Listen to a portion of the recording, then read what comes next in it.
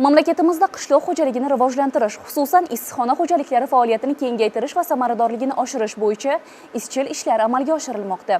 Davlatimiz rahbarining joriy yil 8-oktyabrdagi farmoni asosida issiqxona xo'jaliklarini qo'llab-quvvatlash, ularning faoliyatini samarali tashkil etish va uzluksiz ishlashini ta'minlash maqsadida qator imtiyoz va yengilliklar belgilandi.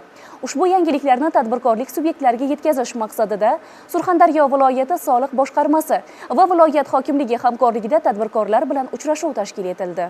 Davlatimiz rahbarining joriy yil 8-oktyabrdagi issiqxona xo'jaliklari faoliyati samaradorligini oshirish va eksport hajmini ko'paytirishga doir qo'shimcha chora-tadbirlar to'g'risidagi farmoni mazmun mohiyatini tadbirkorlarga yetkazish, shuningdek, ularni qiynayotgan muammo va takliflarni o'rganish maqsadida Surxondaryo viloyatining Termiz tumanida soha vakillari bilan uchrashuv tashkil etildi. Uchrashuvda prezidentimizning yangi farmoni asosida issiqxona xo'jaliklarini davlat tomonidan qo'llab-quvvatlash va ularning faoliyatini samarali tashkil etishga ko'maklashish maqsadida berilgan soliq imtiyozlari hamda qator imkoniyat va yengilliklar haqida atroflicha ma'lumot berildi. Xususan, ushbu farmonga ko'ra issiqxona faoliyatidan olingan daromadlar joriy soliq davri yakunlari bo'yicha jami daromadning kamida 60% tashkil etgan tadbirkorlik subyektlari uchun 2026-yil 1-yanvardan 2028-yil oxiriga qadar ijtimoiy soliq stavkasi 1% etib belgilanadi. Uchrashuvda shu kabi qator yangiliklar haqida atroflicha ma'lumotlar taqdim etildi. Surxondaryo viloyatining barcha tumanlarida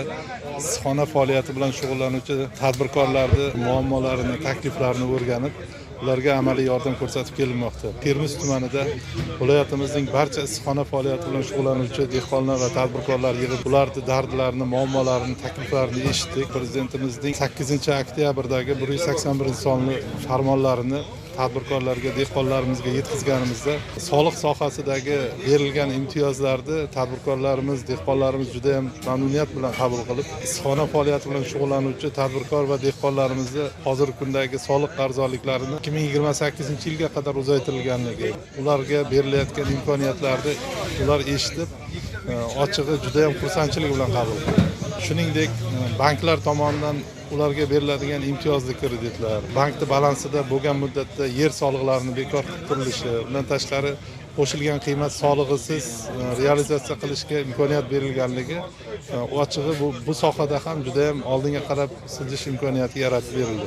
Biz Surxondaryo viloyatining barcha tumanlarida tegishli idoralar bilan hamkorlikda viloyatimizning barcha tumanlaridagi issiqxona faoliyati bilan shug'ullanuvchi tadbirkor va dehqonlarni bevosita joyiga chiqib, ularga amaliy yordamlar ko'rsatib, muammolar yechimini topish chora-tadbirlarini belgilab oldik. Uchrashuv davomida tadbirkorlar tomonidan bildirilgan murojaatlarning aksariyati joyida hal etildi. Muddat talab qiladigan masalalar esa belgilangan tartibda nazoratga olindi. Ma'lumot uchun aytish joizki, Surxondaryo viloyati soliq boshqarmasi rahbariyati viloyatning shahar va barcha tumanlarida bo'lib, issiqxona faoliyati bilan shug'ullanayotgan tadbirkorlar bilan bu kabi uchrashuvlarni o'tkazishni davom ettirmoqda. Aziza Islomova, Ilyos Rahmatov tafsilot informatsion dasturi uchun maxsus tayyorlandi.